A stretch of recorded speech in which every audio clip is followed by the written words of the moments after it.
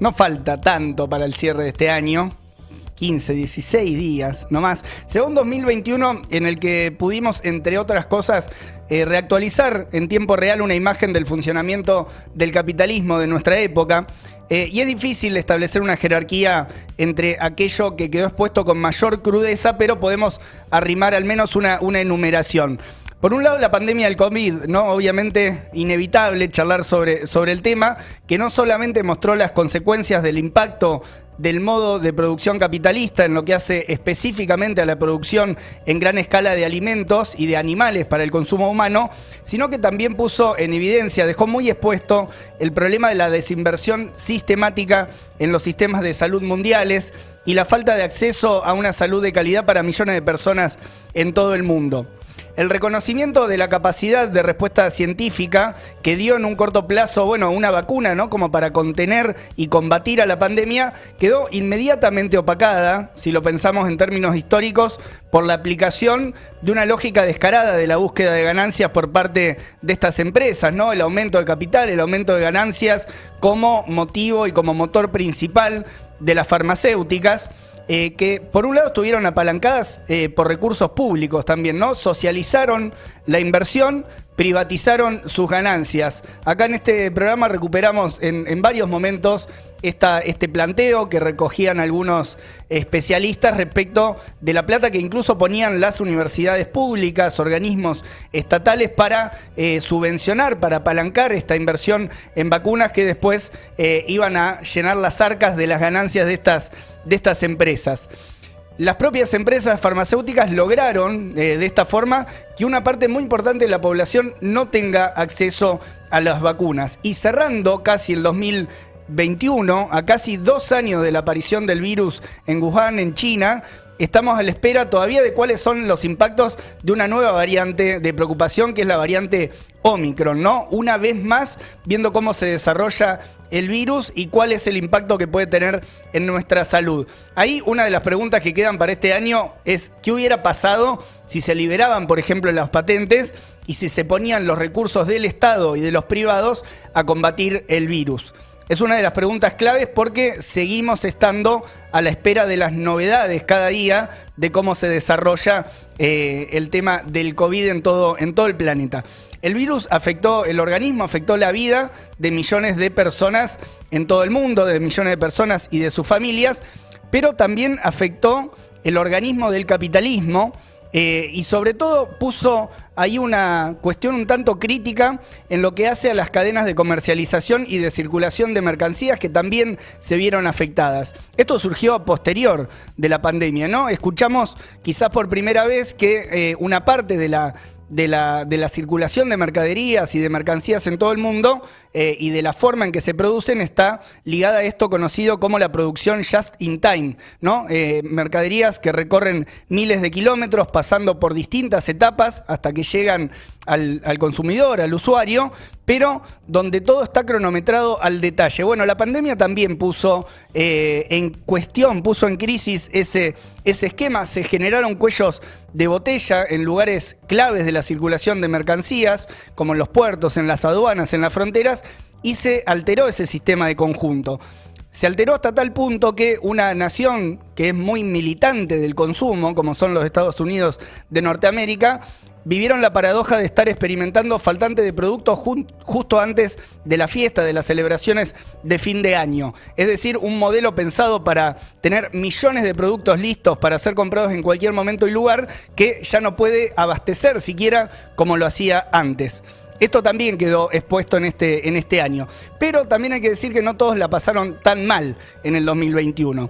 Fue, por ejemplo, el año de los viajes al espacio exterior, pero viajes privados.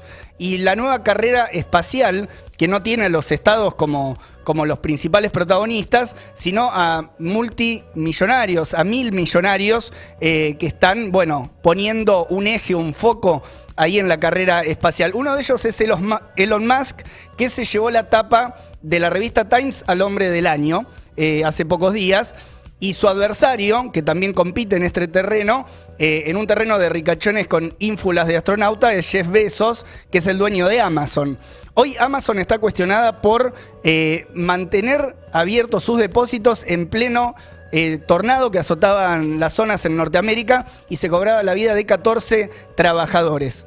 Esta gente es la que está poniendo por delante sus intereses personales y en este caso la carrera espacial, y una vez más lo que aparece como una consigna incluso que había levantado el Frente Izquierda en su momento, de que sus ganancias se explica en gran medida por a costa de nuestras vidas, ¿no? En este segmento. Es un segmento muy minoritario de multimillonarios que juntos con otros que están quizás un tanto más abajo, por ejemplo las farmacéuticas no están en el ranking de los más millonarios del mundo, pero han hecho incrementar mucho su ganancia alrededor de la pandemia, y bueno, están apuntalando esta tendencia a que la desigualdad en el mundo sea cada vez mayor, ¿no? Este sector de multimillonarios que han incrementado muchísimo las ganancias en estos últimos 2 años.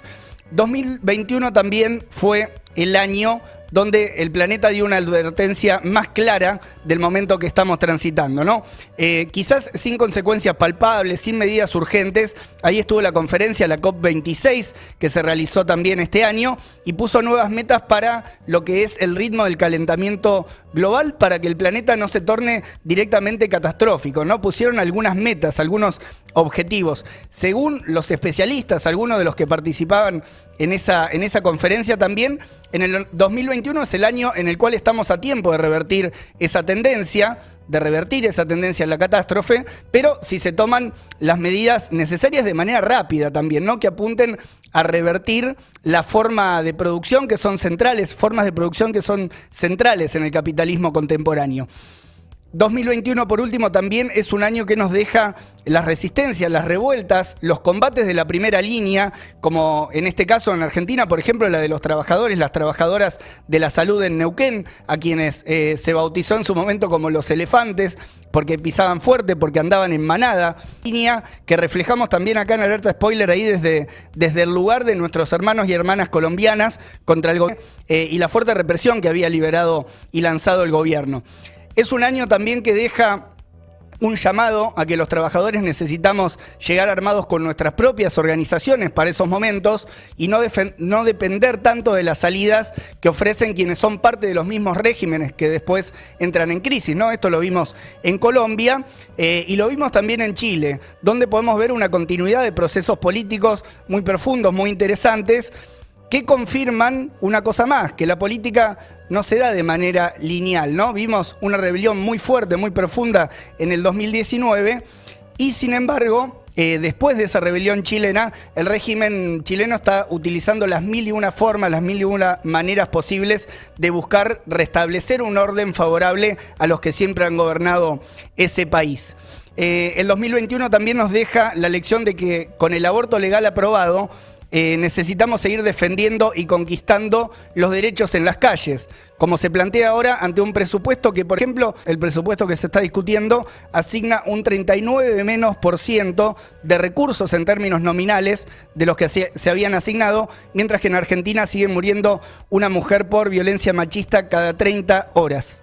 2021, por último, abrió un nuevo capítulo para la izquierda en Europa, la pelea por la candidatura de Anas Kassib, una candidatura de trabajadores, de los inmigrantes, de las víctimas de la violencia estatal, de todos los oprimidos de la Francia imperialista, que busca poner sobre bases firmes la reconstrucción de una izquierda que pelea por esa independencia política de los trabajadores, por tener su propia organización, nada más y nada menos en Europa, donde se vienen grandes combates, grandes peleas para nuestra clase. Poniendo la mirada más cerca, acá en Argentina ya, deja marcado también este año el compromiso de lucha contra el ajuste del FMI de toda una bancada de diputados, con Miriam Bregman, con Nicolás del Caño, con Alejandro Vilca, ahí al frente, también Romina del Pla, y están puestas a organizar esa pelea para que nadie tenga que filmar unas nuevas memorias del saqueo en nuestro país. Mientras todo esto pasa, se puede afirmar que el 2001 se está yendo, se va en pocos días, pero que nos quedan por delante tiempos interesantes de grandes cambios y de grandes peleas para dar quienes nos empecinamos en revolucionar esta sociedad.